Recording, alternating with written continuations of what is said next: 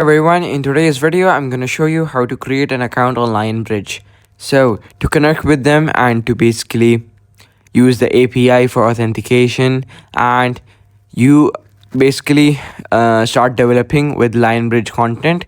You will create an account at this link, that is https //connectors.zendesk.com, and then send an email by the email that you used to make the account on the connectors at the rate lionbridge.com, and requesting to access to the API to start developing with Lionbridge, and automatically the support will simply verify your email and grant you access and set up your license to the Lionbridge content API to further development.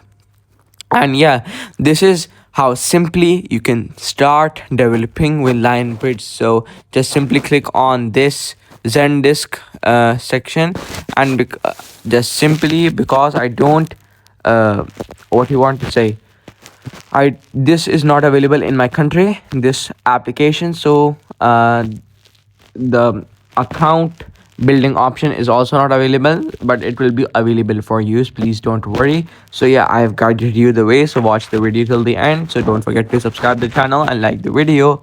Bye bye.